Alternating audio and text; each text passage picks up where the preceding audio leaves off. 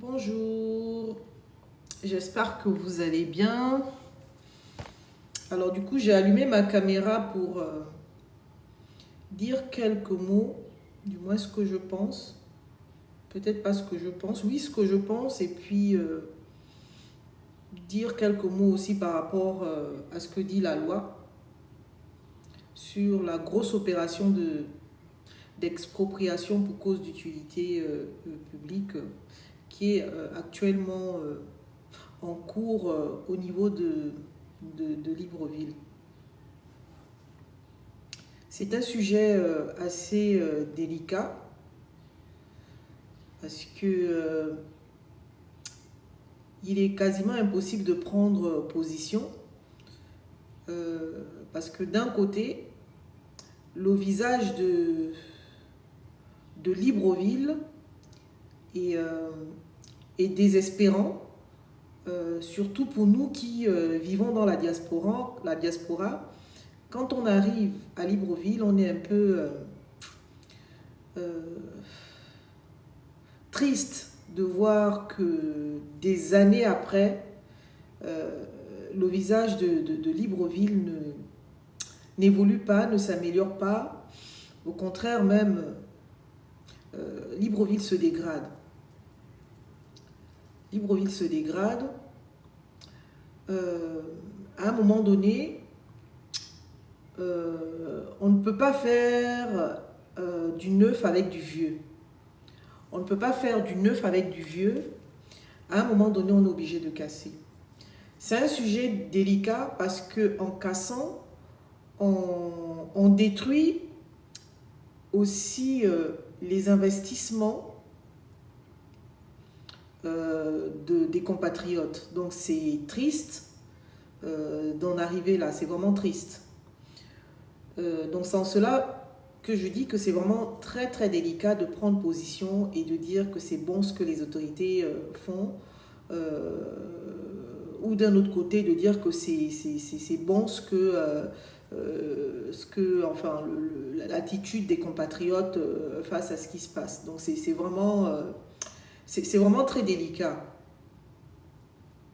C'est vraiment très délicat. Donc vous avez compris, le point d'actualité du Gabon en ce moment, c'est la grosse opération de déguerpissement des habitants de certains quartiers. Donc les quartiers qui sont ciblés, donc il y a Plaine Oreti, il y a le quartier derrière l'Assemblée nationale, et il y a également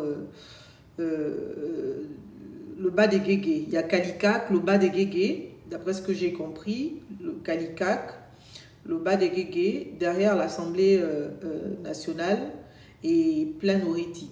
Donc ce sont les quartiers qui sont ciblés par la grosse opération de déguerpissement. Donc nous on est informés parce que voilà, il y a des articles, il y a des articles écrits, il y a des vidéos qui circulent sur les réseaux sociaux, il y a des lives là-dessus également. Et donc voilà. Et dans ces vidéos-là, il y a des familles qui sont en pleurs, qui sont en détresse, et qui s'expriment à juste titre, on ne sait pas trop. On n'a pas trop d'informations officielles sur ça, on va dire. Moi, je vais dire ça comme ça parce qu'il n'y a pas eu vraiment un communiqué, moi, à ma connaissance, qui nous donne un peu plus d'informations, qui donne plus d'informations sur ça. Mais de ce que j'ai compris, c'est que ça fait 10 ans, que les autorités politiques ont un projet, celui de créer une voie de contournement ou une voie qui partirait de Jeanne et Bory pour sortir du côté de l'Assemblée nationale.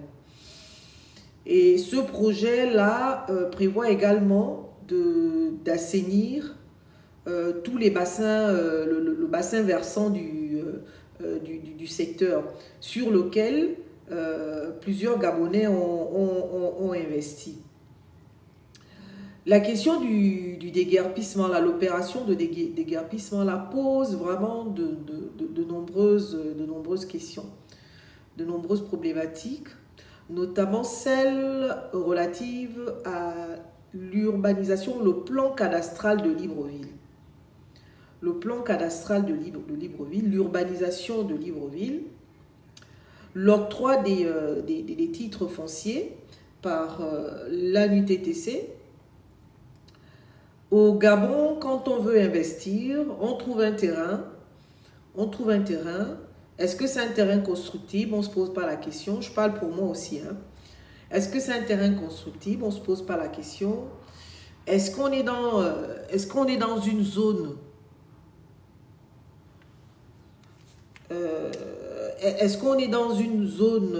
sur laquelle on peut investir? Voilà, on ne se pose pas de questions. Et cette situation-là à laquelle nous sommes confrontés, le tort ne nous incombe pas seulement à nous, parce que, en fait, on se pose la question si vraiment Libreville est urbanisée.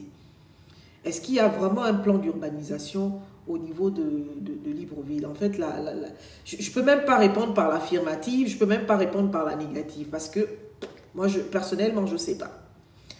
Je ne sais pas, donc je ne peux pas répondre à cette question. Mais ce qui est sûr, pour être confronté à cette difficulté-là, c'est qu'il est impossible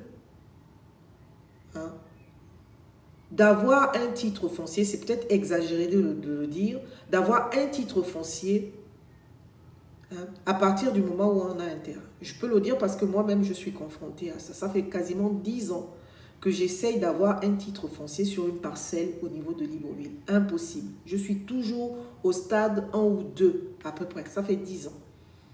Et ça, c'est vraiment honteux. C'est vraiment honteux.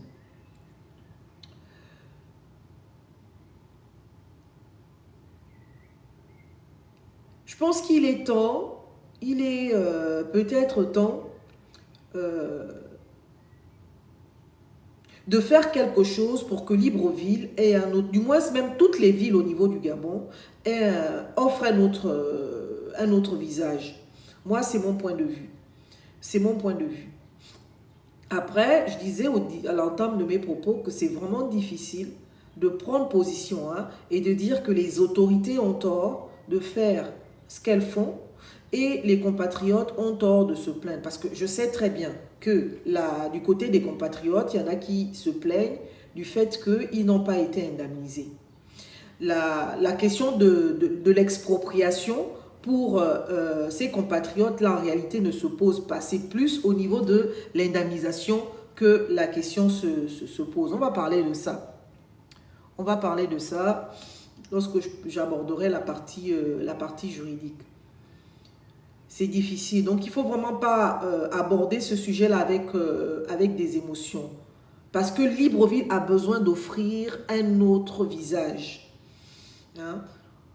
Dans nos discours, quand on écoute un Gabonais qui parle de son pays, cette phrase-là va toujours ressortir. On n'est pas nombreux et on est un pays riche. On n'est pas nombreux, on est un pays riche.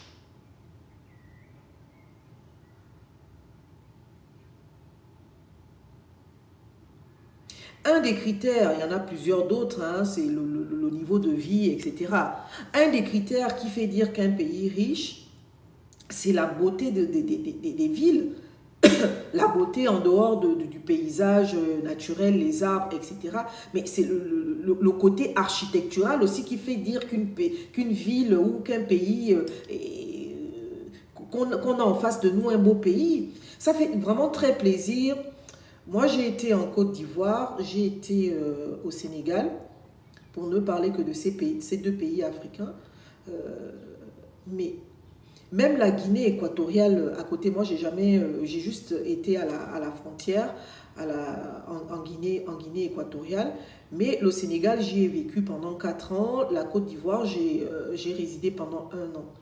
Et à l'époque, déjà, engrais, mais voilà, je ne parle pas d'Abobo, hein. Abobo, c'est vraiment un taudis. Mais Cocody, mais vraiment, les habitants qui habitent à Cocody n'ont rien à envier à ceux qui sont en Europe. C'est une très belle ville. Donc, il est temps que le Gabon, Libreville, s'aligne un peu à des villes telles que Abidjan, pour parler de Cocody, et Dakar.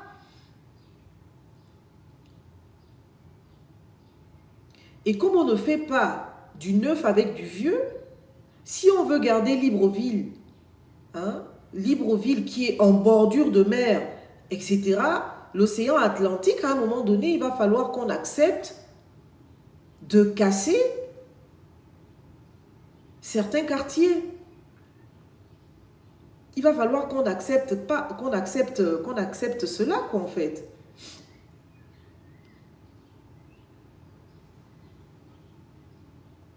La Côte d'Ivoire, c'est vraiment un beau pays, hein, on est d'accord. Après, c'est pas toute la Côte d'Ivoire, hein, moi, je parle de Cocody. Cocody. Parce que quand on va à Bobo, voilà, j'aimerais pas vivre à Bobo, quoi.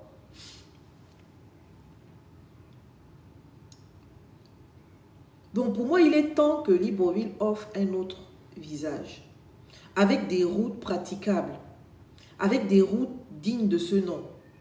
À Libreville, on ne peut pas circuler 1 mètre, hein, j'exagère pas, sans être confronté à des nids de poules.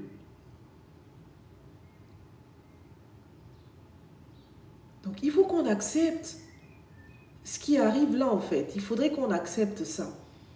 Un petit mot vraiment pour les personnes concernées par l'opération de déguerpissement, là. Ce que je constate, c'est que personne n'est épargné. Personne n'est épargné. Là-dedans, vous avez les Mamadou, hein, comment on les appelle, les Makaya. Il y a les Makaya qui sont touchés par cette opération. Il y a les Mamadou qui sont touchés par ces opérations. Un des Mamadou, j'ai vu qu'il y avait un Bongo qui a été touché par l'opération. Après, vous me direz que bon, le Mamadou qui est touché par l'opération, il a probablement plusieurs investissements. Ce qui fait que le fait qu'il soit touché par un seul investissement n'a pas trop d'impact sur son existence, puisqu'il a probablement, sûrement même, d'autres investissements. Mais quoi qu'il en soit, cette opération-là touche toutes les tranches des couches de la population. Toutes les couches de la population. Donc, il y a les Makaya, la famille Makaya, même Mac Joss. Hein, bonjour, maître. C'est vrai qu'il faut casser, mais est-ce que... on va parler de la partie indemnisation lorsque je vais rentrer dans la partie juridique.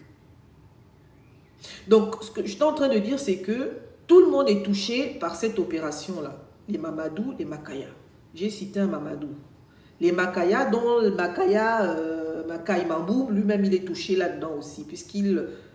sa demeure, sa résidence se situe du côté de derrière l'Assemblée nationale, du côté de Plaine-Oretti. Donc tout le monde est touché. Aussi bien les belles maisons, j'ai vu une dame qui pleurait vraiment... je suis vraiment triste pour toutes ces familles-là, je suis triste.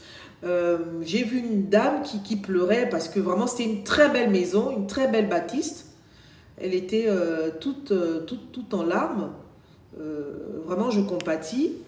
Donc, j'essaie de dire que vraiment tout le monde est touché. Aussi bien les personnes qui vivaient dans les maisons en planche que les compatriotes qui habitaient dans des belles dans des belles demeures. Donc tout le monde est vraiment touché. Et d'après ce qui se raconte, c'est qu'il y a une partie, le Mamadou qui est touché, ses enfants ont dormi à la belle étoile.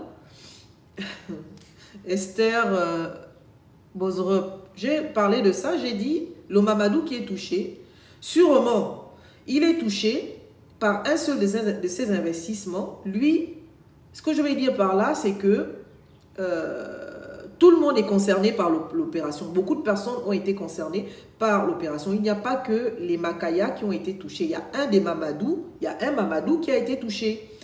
Ce Mamadou-là n'est peut-être pas aussi impacté par les Makaya parce que ce Mamadou-là, il a d'autres investissements. J'ai souligné cela.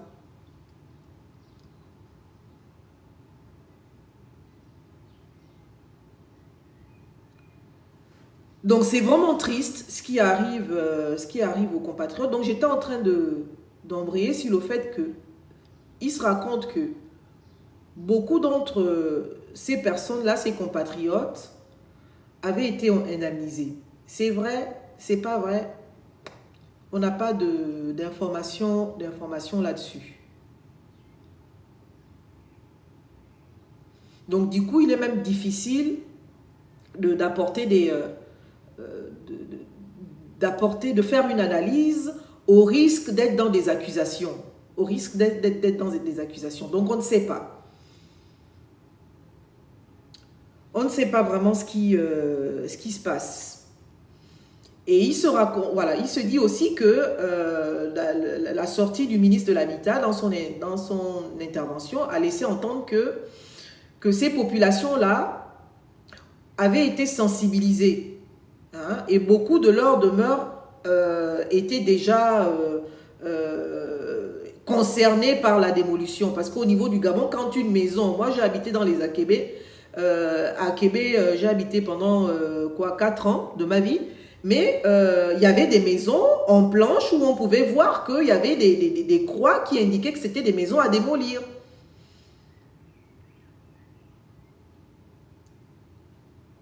C'était des maisons à démolir.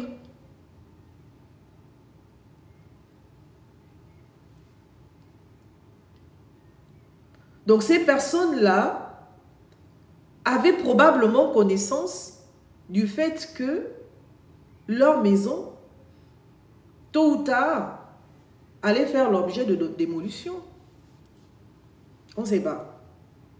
Alors, d'un point de vue juridique, la partie vraiment concernant les faits, on n'a pas trop d'informations. Il est vraiment difficile de se positionner. Moi, je vais juste rappeler les principes, hein, les principes sur un plan juridique. Je compatis à la douleur de toutes les personnes qui sont concernées par cette opération-là, parce que du jour au lendemain, se retrouver dans la rue sans savoir où on va dormir, c'est difficile. Après, pour les personnes, si c'est avéré que certaines personnes ont récupéré l'indemnisation qui leur était due du fait de cette opération-là, à qui la faute? Vous récupérez les sous, vous dépensez ces fonds-là à faire autre chose, vous vous maintenez dans un logement qui a vocation à être détruit, à qui la faute? Ceux qui réellement n'ont pas été indemnisés, là la question se pose réellement. La question se pose. Moi, ce que je pense, c'est que, après les choses du Gabon, ce que je pense, c'est qu'à partir du moment où on a affaire à un déguerpissement d'une telle ampleur, parce qu'il y a plusieurs familles qui sont concernées, c'est des quartiers entiers qui sont concernés, Kalikak, Badegege, Plein-Oriti, derrière l'Assemblée, il aurait été plus judicieux de construire des petites cités et aller reloger ces personnes-là là-bas. Mais sauf que la loi que je vais évoquer avec vous ici ne prévoit pas, n'impose pas à l'État de construire des petites bâtisses pour reloger les personnes qui font l'objet d'expropriation pour cause d'utilité publique. Mais c'est ce qui, normalement, c'est ce que l'État aurait dû faire, parce qu'il y a plusieurs personnes quand même qui sont concernées par cette opération-là. D'ailleurs, je ne sais pas comment elles font pour s'en sortir, et c'est vraiment triste. Sur un plan juridique, la Déclaration des droits de l'homme, la Déclaration universelle des droits de l'homme, précise que nul ne peut être arbitrairement privé de sa propriété. Nul ne peut être arbitrairement privé de sa propriété. C'est ce que la Déclaration universelle des droits de l'homme vient préciser. Précision faite que cette Déclaration universelle des droits de l'homme a toujours été citée dans toutes les constitutions au Gabon, y compris la constitution de 2024, qui y fait référence en son article 20. Nul ne peut être privé de sa propriété. Nul ne peut être privé de sa propriété. Mais en droit, il y a souvent un principe et il y a une exception. L'exception, c'est l'expropriation pour cause d'utilité publique. Mais Esther, tu peux monter en échange. Hein? Je n'ai pas pris connaissance de ce décret-là. Tu peux monter et en échange.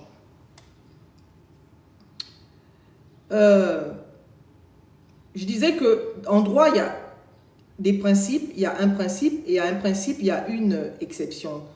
Donc, le principe à l'interdiction de privation du droit de propriété, l'exception ici, c'est l'expropriation pour cause d'utilité publique. Et d'ailleurs, l'article 20 de la Constitution de 2024 dit, si ce n'est, donc je vais lire, nul ne peut être privé de sa propriété, si ce n'est lorsque la nécessité publique légalement constatée l'exige et sous la condition d'une juste et préalable indemnisation.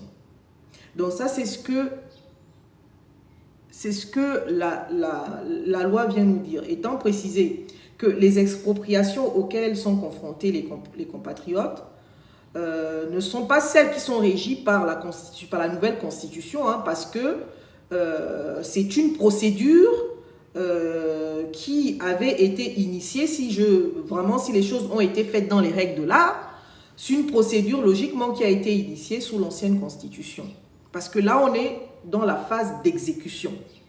Ce qui se passe là, on est dans la phase d'exécution. Cela suppose que toute la phase administrative et la phase judiciaire, ces deux phases-là ont été initiées sous l'ancien régime. Donc, nous qui sommes à l'étranger, quand on veut parler de la législation gabonaise, le seul moyen que nous avons, et qui est mis à notre disposition, c'est Internet. Donc, personnellement, je vais faire mes recherches sur Internet. Et lorsqu'il y a quelque chose, je prends connaissance et puis j'essaie de comprendre ce qui se passe. Donc, en faisant mes recherches par rapport à l'actualité du jour, ou de la semaine, il y a aussi la SCG qui fait les siennes.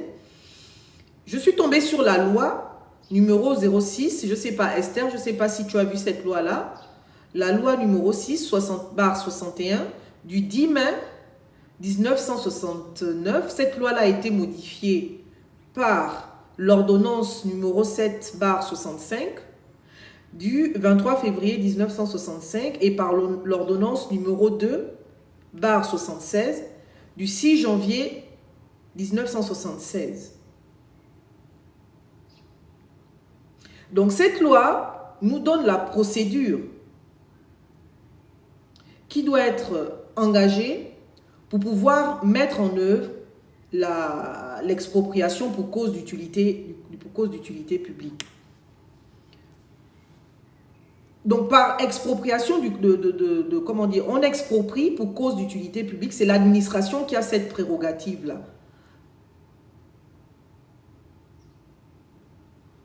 C'est l'administration, ça c'est le décret normalement, c'est le décret qui constate, on va parler de ça, c'est le décret qui constate, qui fait état de la cause d'utilité publique, normalement qui délimite les zones concernées par l'expropriation. Moi, je ne peux pas répondre à cette question, je n'ai pas tous les éléments. Hein. Je ne peux pas répondre à certaines questions. Donc,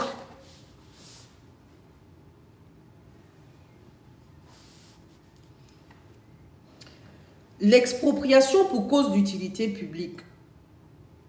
L'expropriation pour cause d'utilité publique, c'est le fait pour l'administration d'imposer à un particulier de lui céder sa propriété. Donc, c'est une atteinte, bien entendu, au droit de propriété et une exception, comme je disais tantôt, par rapport à ce qui est prévu donc à l'article 20 de la Constitution de 2024, donc au principe selon lequel nul ne peut être privé de sa propriété. Donc ici, l'administration exerce donc de la force, de la contrainte et impose à un particulier, ça peut être aussi une personne morale hein, de droit privé, de lui céder hein, c'est une cession, hein, d'où comment dire, la contrepartie financière, donc la juste indemnité qui est prévue par la juste indemnisation préalable qui est prévue par la Constitution. Donc c'est une cession en réalité.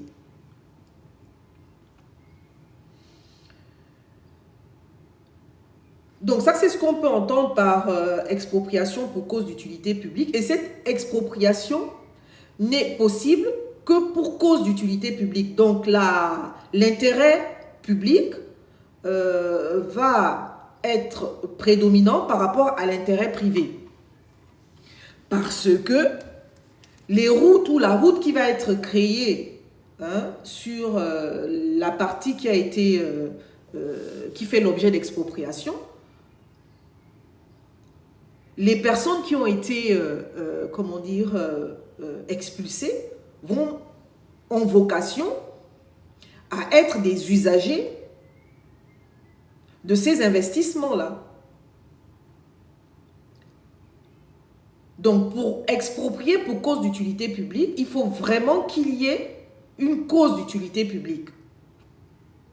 C'est pourquoi d'ailleurs la première partie de la procédure d'expropriation pour cause d'utilité publique, j'en fais pas, hein, j'en fais pas dans le cadre de ma profession. Je me suis intéressée à la question par rapport à ce qui se passe au niveau du Gabon, à Libreville. Et donc du coup, je suis allée regarder un peu ce que dit la loi par rapport à la question. Donc je disais que l'utilité publique, donc l'intérêt public, prend le dessus par rapport à l'intérêt privé. Une manière de comprendre ça, c'est que les personnes qui sont aujourd'hui victimes, on va dire, de cette expropriation-là, ont vocation à être des usagers de ce qui va être bâti. S'il y a des routes, si on construit réellement une route là, mais cette route-là va être pratiquée par tous les Gabonais, y compris les personnes qui ont été victimes, qui ont été obligées de céder leurs parcelles.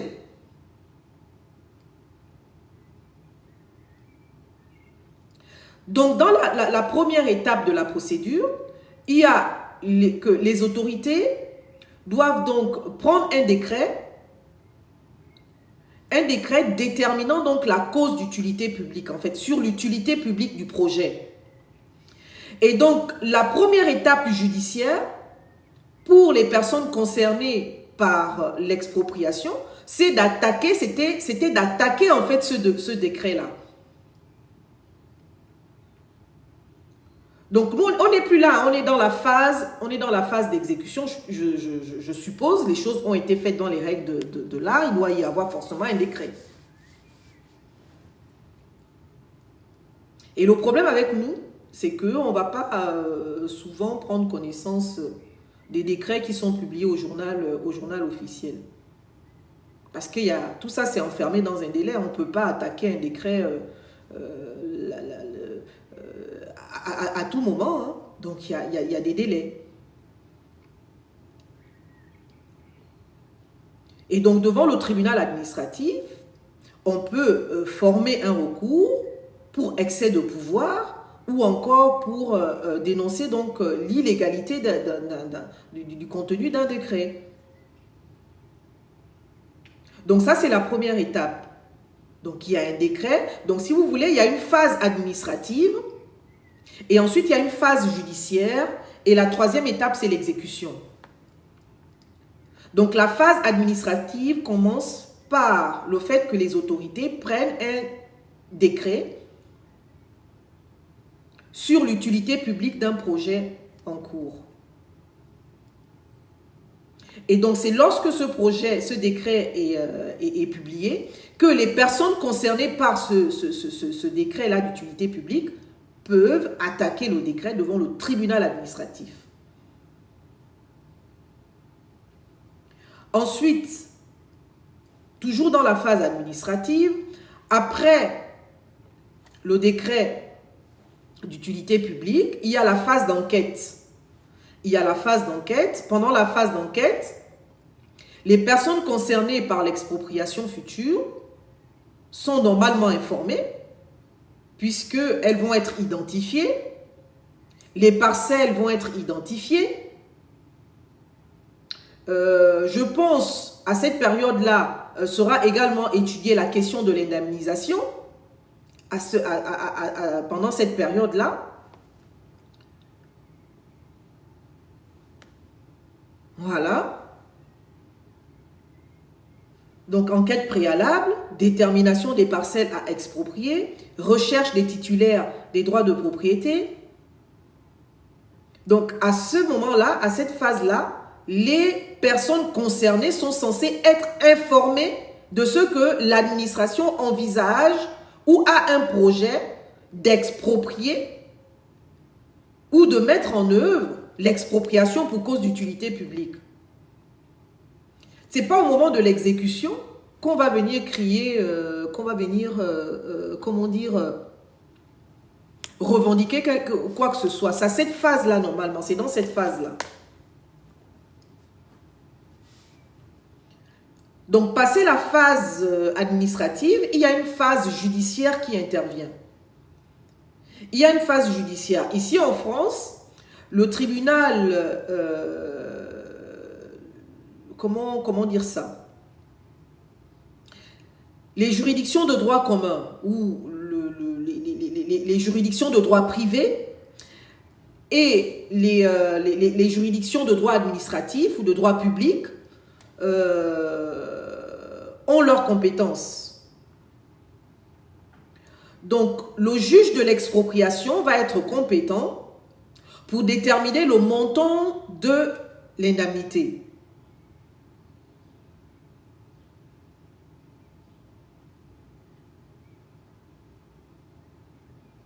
Et pour ce qui est du tribunal administratif, il va être compétent lorsqu'il s'agit de faire un recours sur le décret. Au Gabon, la loi de 1961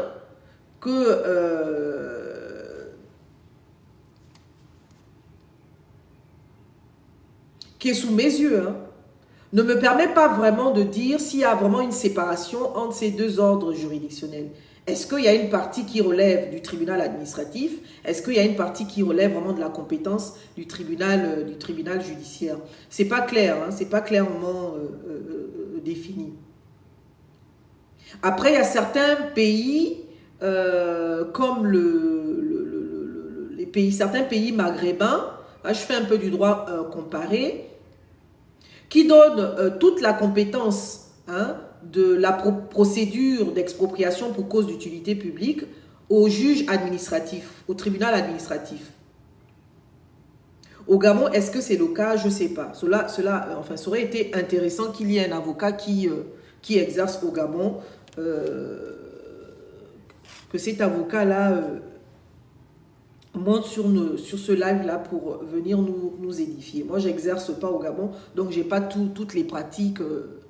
Je ne sais pas trop comment ça se passe au niveau du Gabon.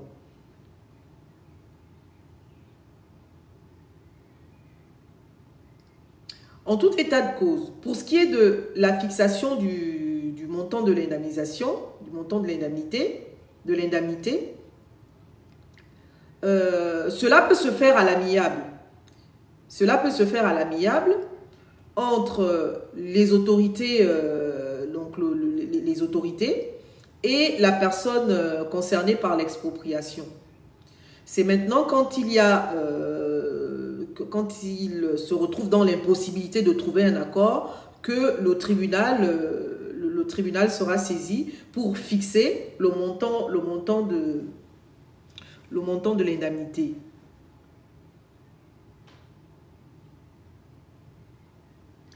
Donc, à partir du moment où on n'a pas réussi à remettre en cause la légalité du décret, hein, il est impossible d'arrêter le processus de l'expropriation. Il est impossible. Impossible.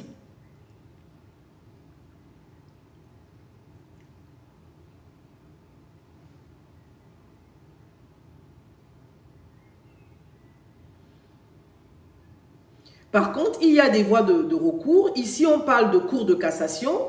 Dans la loi de 1961, là, parle de la cour de cassation. Est-ce à dire que la procédure relative à l'expropriation pour cause d'utilité publique relève de la compétence des tribunaux judiciaires, puisqu'on nous parle ici de la cour de cassation? Probablement oui, mais je ne vais pas m'avancer trop en affirmant. Mais dans tous les cas, l'article 29 de la loi de 1961 là, vient dire que l'ordonnance d'expropriation, dans tous les cas, ne peut pas être attaquée.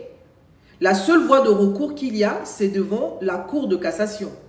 Donc ici, la Cour de cassation va faire quoi? Va jouer son rôle habituel, à savoir, est-ce que le juge judiciaire qui a tranché sur la question du montant de l'indemnité a appliqué la règle de droit. Donc ici, la Cour de cassation ne remettra jamais en cause le principe même que les autorités doivent exproprier des compatriotes.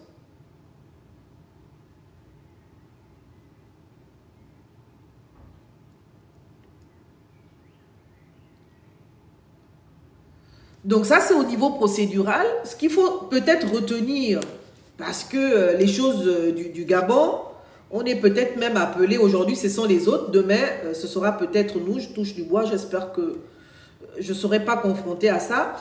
Libreville n'a pas de plan cadastral. Libreville n'a pas de plan. Ce qui fait qu'aujourd'hui, ce sont les quartiers Plaine-Oreti, derrière l'Assemblée nationale, Kalikak, Badegege. Après-demain, ça peut être du côté d'Agondje, ça peut être du côté de, je ne sais plus, je ne sais pas de quel autre quartier, hein, parce qu'on n'a pas de plan d'urbanisation. Donc, à tout moment, ça peut arriver à tout le monde.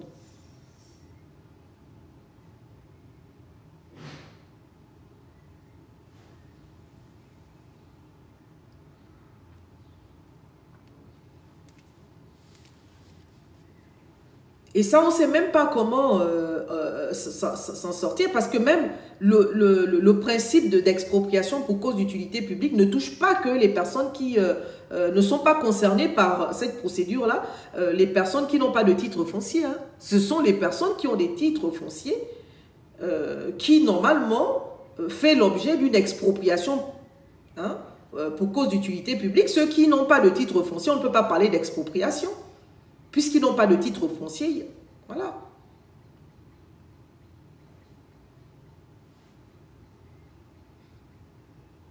Donc, même en ayant un titre foncier, on n'est pas à l'abri de cette procédure-là.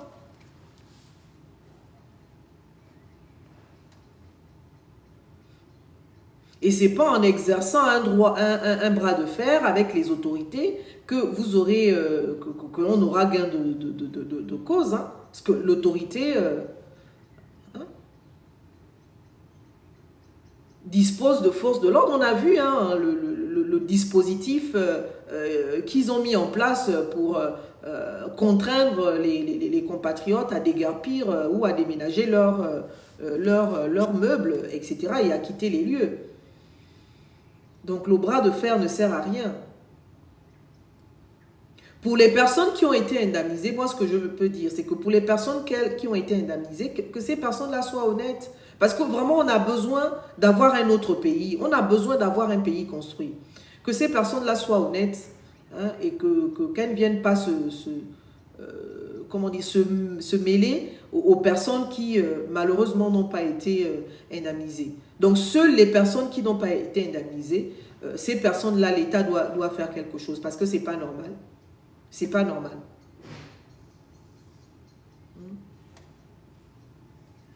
Ce n'est pas normal.